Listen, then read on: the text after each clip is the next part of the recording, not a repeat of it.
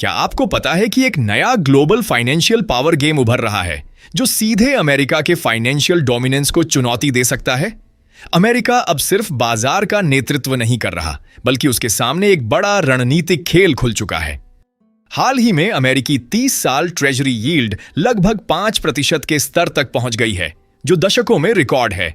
इसका मतलब है कि लंबे समय तक अमेरिकी बॉन्ड में पैसा डालने वाले निवेशक अब अपनी पोजीशन कम कर रहे हैं। बॉन्ड की कीमतें गिर रही हैं और मार्केट में डिमांड कमजोर हो रही है। यह केवल एक नंबर नहीं है, बल्कि यह संकेत है कि वैश्विक निवेशक अमेरिकी फाइनेंशियल सिस्टम के संभावित रिस्क को लेकर सतर्क हो गए हैं। अमेरिकी ट्रेजरी यील्ड का बढ़ना केवल आंकड़े नहीं है। इसका मतलब है कि निवेशकों ने फैसला कर लिया है कि अमेरिकी ट्रेजरी अब उतनी सुरक्षित नहीं रही जितनी पहले मानी जाती थी। यह पहला स्पष्ट संकेत है कि अमेरिका का वित्तीय प्रभुत्व अब चुनौती के सामने है। लेकिन इसके साथ ही एक और धमाकेदार और सनसनीखेज इवेंट ने वैश्विक फाइनेंशियल मार्केट में भूचाल ला दिया है। डेनमार्क के मशहूर पेंशन फंड एकेडेमिकर पेंशन ने साफ शब्दों में घोषणा कर दी है कि वह अपने लगभग $100 मिलियन के यूएस ट्रेजरी होल्डिंग्स को पूरी तरह बेच देगा और अब आगे कभी भी अमेरिकी ट्रेजरीज नहीं खरीदेगा। पहली नजर में $100 मिलियन एक छोटा सा आंकड़ा लग सकता है, लेकिन यह सिर्फ एक ट्रांजैक्शन नहीं, बल्कि एक चेतावनी भरा डैम-बोस्ट शॉट है जो ग्लोबल इन्वेस्टर्स को हिला सकता है। एकेडेमिकर पेंसियोन के chief investment officer Anders Shelde ने खुलकर कहा कि यूएस अब एक अच्छा क्रेडिट नहीं रहा है और लंबे समय तक अमेरिकी सरकार की फाइनेंस स्थिति सस्टेनेबल नहीं है, और इसीलिए उन्होंने यह निर्णायक कदम उठाया है। शेल्डे ने यह भी बताया कि यह निर्णय केवल रिस्क और लिक्विडिटी मैनेजमेंट के कारण लिया गया है, क्योंकि अब उन्हें ऐसे अल्टरनेटिव एसेट्स मिल सकते हैं जिनमें जोखिम कम हो और भविष्य सुरक्षित दिखे। यह कदम इसलिए खास है क्योंकि यह संकेत देता है कि बड़े यूरोपियन निवेशक सिर्फ मीडिया हेडलाइन नहीं सुन रहे, बल्कि उन्होंने अमेरिका की फाइनेंशियल कमजोरियों को ठीक से महसूस करना शुरू कर दिया है। रिपोर्ट्स के मुताबिक इस फैसले के पीछे उच्च फिस्कल घाटा, बढ़ता बजट डिफिसिट और डॉलर सेंट्रिक सिस्टम के जोखिम शामिल हैं, ऐसे कारक जो अब पेंशन फंड जैसे इंस्टीट्यूशंस को सतर्क कर रहे हैं। शेल्ड ने कई फाइनेंशियल मीडिया के सामने यह भी कहा कि उन्होंने ट्रेजरीज को बेचने का निर्णय केवल राजनीतिक वजहों से नहीं लिया, बल्कि यूएस सरकार की वित्तीय मौजूदा हालत को लेकर वास्तविक आर्थिक रिस्क को ध्यान में रखकर लिया है।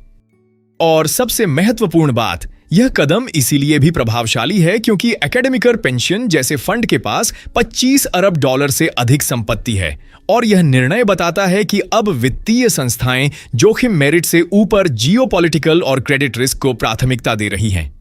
इससे मार्केट में एक साइकोलॉजिकल शिफ्ट आया है, जहां निवेशक सेफ हेवन के बारे में पहले जैसा भरोसा नहीं रख रहे। लेकिन यह केवल एक छोटा इवेंट नहीं है, यह एक ट्रेंड का पहला संकेत है जो बड़े ग्लोबल मूव्स का रास्ता खोल सकता है। और यही वह जगह है जहां कहानी ने नया ट्विस्ट लिया है। हाल ही में डावोस में यूरोपीय यूनियन की chief Ursula von der Leyen ने एक बहुत ही महत्वपूर्ण संदेश दिया। उन्होंने 1971 के निक्सन शॉक को याद दिलाते हुए कहा कि दुनिया को अब अमेरिकी डॉलर पर अपनी निर्भरता कम करनी चाहिए। यह कोई सामान्य सुझाव नहीं था, बल्कि एक साफ सुथरा संकेत था कि ग्लोबल वित्तीय सिस्टम में बड़े बदलाव की तैयारी हो रही है। उनका यह मैसेज सीधे तौर पर डी-डॉलराइजेशन और नए वैश्विक आर्थिक संतुलन की ओर इशारा करता है। इसका मतलब है कि अमेरिका की मुद्रा पर पूरी दुनिया का भरोसा अब पहले जैसा नहीं रह गया है। देशों को अब अपने आर्थिक और राजनीतिक फैसलों में स्वतंत्रता और सुरक्षा सुनिश्चित करनी होगी। डावोस जैसे मंच पर यह बयान इसलिए भी खास है क्योंकि यह सिर्फ यूरोप की राय नहीं है, बल्कि वैश्विक निवेशकों और नीति निर्माताओं के लिए एक चेतावनी है कि डॉलर सेंट्रिक सिस्टम अब चुनौती के सामने है। यह बयान इसलिए भी बेहद महत्वपूर्ण है क्योंकि डावोस केवल एक प्लेटफॉर्म नहीं, बल्कि दुनिया के सबसे बड़े आर्थिक और नीति निर्णयकर्ताओं का मंच है, जहां से वैश्विक दिशा की तस्वीर सामने आती है। जब किसी बड़े आर्थिक समूह की प्रमुख नेता खुले तौर पर डी-डॉलराइजेशन की बात करती है, तो यह केवल यूरोप की राय नहीं रह जाती। यह एक वैश्विक चेतावनी बन जाती है कि अब डॉलर पर निर्भरता वाला आर्थिक मॉडल धीरे धीरे कमजोर हो रहा है और भविष्य में वैकल्पिक आर्थिक संरचनाएं उभर सकती हैं। और सबसे बड़ा असर यह है कि इस तरह के बयान न सिर्फ नीति निर्माताओं को प्रभावित करते हैं, बल्कि दुनिया भर के निवेशकों, सेंट्रल बैंकों और वित्तीय संस्थाओं के मनोविज्ञान को भी बदलते हैं। अगर अमेरिका की मुद्रा और उसके वित्तीय प्रभुत्व को लेकर सबसे बड़े मंच पर ही सवाल उठ रहे हैं, तो यह संकेत है कि वैश्विक आर्थिक शक्ति संतुलन अब बदल रहा है। यूरोप और उसके बड़े पार्टनर देश जैसे यूके और नॉर्वे के पास अमेरिकी फाइनेंशियल एसेट्स का लगभग 10 से 12 ट्रिलियन डॉलर का विशाल बंडल है। यह केवल आंकड़े नहीं हैं, बल्कि वैश्विक ताकत और शक्ति का असली संकेत है।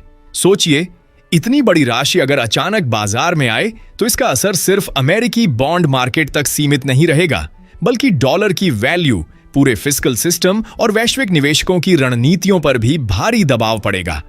और यह कोई दूर की कल्पना नहीं है।